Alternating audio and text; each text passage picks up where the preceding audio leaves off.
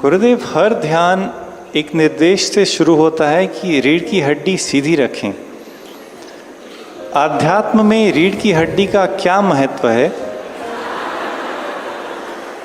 और उन लोगों का क्या जिनकी रीढ़ की हड्डी सीधी नहीं है और जिनको स्लिप डिस्क आदि समस्या है? हाँ, साधना के लिए ये बेहतर है रीढ़ की हड्डी सीधा रख के शुरू करते हैं। बाद में वो जैसे होता है वैसे उसको होने देना चाहिए, ये बात है। मगर हमारी चेतना में इतनी शक्ति है तो किसी का रीढ़ की हड्डी सीधा ना भी हो तो भी वो ज्ञान पा सकते हैं। अष्टावक्र इसके लिए एक बहुत बड़ा उदाहरण है। अष्टावक्र की जो शरीर इतना टेढ़ा मेढ़ा था, उसका चाल भी टेढ़ा मेढ़ा था, फिर भी वो पूर्ण ज्ञान प्राप्त किया है। इसलिए ये मत सोचना पूर्ण ज्ञान प्राप्ति के लिए मेरे शरीर का जो कमज़ोरी है या जो इसकी जो ऊनता है, न्यूनता है, ये बाधा तो नहीं आएगी, बाधा नहीं होएगी उसमें। गुरुदेव, क्या आपके साथ सूक्ष्म स्तर पर वार्तालाप करना संभव है? यदि है तो वो अवस्था कैसे प्राप्त करें? मुझे क्या करना होगा? कुछ नहीं करना, प्रश्न सब है। जुड़े हुए ही हैं, हम सब जुड़े हुए ही हैं। भाव जोड़ता है, विचार अलग महसूस करता है, विचार अलग होता है, भाव जोड़ता है। एक माता पूछ रही हैं, आज मेरे 9 साल के पुत्र ने मुझसे पूछा, माता आप हमेशा मुझे कुछ भी हो, पढ़ाई हो या खेल हो, 100% देने को कहती हैं। यदि सब कुछ मैं ही करूँगा तो ईश्वर क्या करेंगे? मैं उत्तर जानती थी लेकिन मैं उसे समझा नहीं पाई। एक बच्चे को कैसे समझाया जाए? ईश्वर को करने के लिए बहुत काम है, वो कर रहा है, तुम अपना काम करो। पढ़ाई करना तुम्हारा काम है, मार्क्स देना ईश्वर का काम है।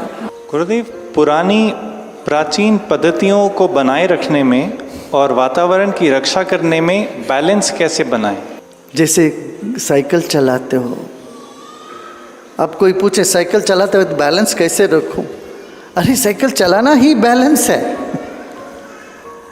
ऐसे ही संतुलन बनाए रखना तो हमको समझ में आता है। जहाँ संतुलन बिगड़ता है हम गिरने लगते हैं, पीड़ा होने लगती है, तब सीधा हो जाओ या ऐसे होने न दो, ये करना आवश्यक है।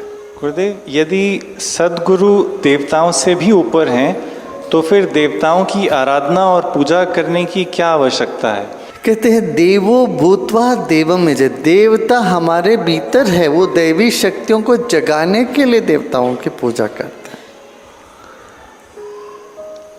जैसे हम अपने शरीर को जैसे साबुन तेल से साफ करते हैं, शुद्ध होता है, वैसे हमारी चेतना में जो दैवी शक्ति है उसको जगाने के लिए देवताओं की आराधना होती है।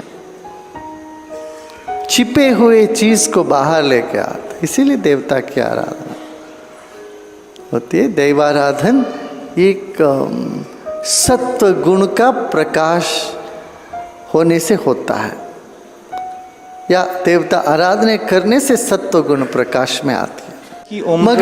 मगर ये जब गुरु होते हैं तो बाकी चीज की इतनी आवश्यकता नहीं है, वैसे देखा जाए ये भी है। हाँ, करना ही है ऐसा भी नहीं है कि, और जहाँ कोई आश्रम होता है, गुरु होते हैं, वो सब करते हैं वहाँ, सब किसके लिए? सबके लिए कर रहे हैं, वहाँ पर हो गया। मगर फिर भी घरों में कुछ उत्सव मनाना अच्छा होता है। सबके घर में दिवाली एक दिया जलाओ, नवरात्र में दुर्गा पूजा है, कुछ तो कुछ करना। जब भी कुछ त्योहारों में एक माहौल बनाने के लिए ये सब करना भी आवश्यक है। गुरुदेव, यदि विवाह में लड़की की उम्र लड़के से अधिक हो तो क्या ये उचित है? यदि है तो माता पिता का इसके विरोध में पूर्वाग्रह क्यों होता है? ठीक है, ये देखो, ये कोई जनरल रूल तो नहीं बोल सकते हैं। व्यक्तिगत रूप में देखेंगे तो किसी किसी को वो सूट करता तो ठीक है, वैसे लड़कियों का उम्र लड़कों से कम रहना ठीक लगता है। वो बायोलॉजिकल तरीके से भी, शारीरिक बनावट के तरीके से भी देखा जाए ये उत्तम है कह। गुरुदेव, पिछली बार मैंने प्रश्न पूछा तो आपने कहा कि गूगल पे देख लो, पर गुरुदेव पुराण को डिकोड करने के लिए गूगल की नहीं गुरु की आवश्यकता पड़ती है। कृपया करके देवता और उनके वाहनों के बारे में बताएं। See, every animal brings down to the energy a particular type of vibrations and cosmic rays. From the atmosphere, they draw certain cosmic rays and bring it to the planet Earth. And that is what ancient people said, that so and so divine energy is riding on these animals as their vehicle. Means the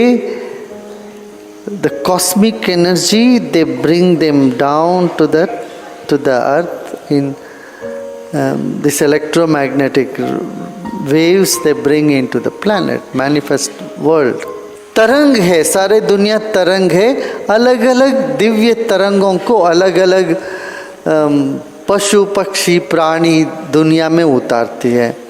उसमें पेड़ भी है, प्राणी भी है, स्थान भी है, ये सब बना हुआ है। जैसे अलग अलग नवधान्य रखते हैं नवग्रहों के लिए, एक एक धान्य कहते हैं उस ग्रह की शक्ति को